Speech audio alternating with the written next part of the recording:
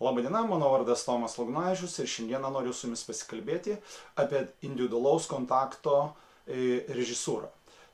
Kuo skiriasi šita režisūros mokykla nuo kitų, arba pavadinkim stilius, tai pirmiausiai, kad žiūrovų yra tik tai tiek, kiek yra aktorių. Pavyzdžiui, jeigu vaidina 10 aktorių, tai ir yra 10 žiūrovų.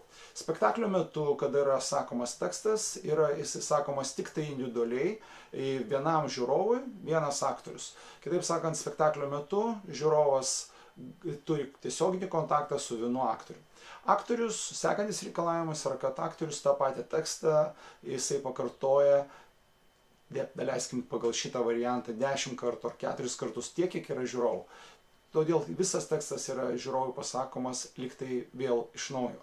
Žinoma, tas asmeninis individualus kontaktas, jisai reiškia kitą intenciją, kitą siekinį, tai, ką transliuoja aktorius.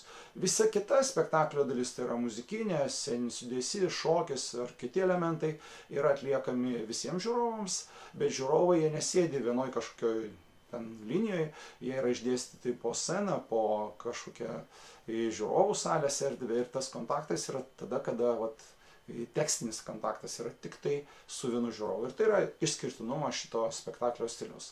Toliau galimas kontaktas su žiūrovu, gali būti bendri veiksmai, gali būti kažkokia tekstiniai pokalbis, gali būti atsakymas į klausimus, gali būti kažkokia diskusija, gali būti tiesioginis bendravimas su juo.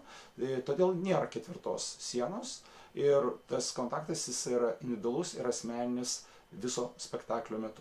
Na, žinoma, kaip aš minėjau, išskyrus, kada yra etiudai šokio ir ten kokio judančių daiktų ar dar kažkokie kitie. Todėl manyčiau, kad tikrai būtų įdomu paimti ir pastatyti tokio tipo spektaklį. Mes kartu su aktoriais planuojam spalio 3 dieną išleisti premjerą, jinai vadinsis Ofelijos, ir kaip tik mes planuojam pastatyti pagal šitą spektaklio, pagal šitą teatro stilių. Tai tiesiog naujas išbandymas, naujas eksperimentas, naujas siekimas ir tai yra visada įdomu. Įdomu kažką tai daryti naujo, to, ko nedarėjai anksčiau ir aš tikiuosi, kad ir jūs kažką tai sugalvosite ir išbandysite tai padaryti. Tai sėkmės jums kūryboje ir pasimatysim spektaklėje.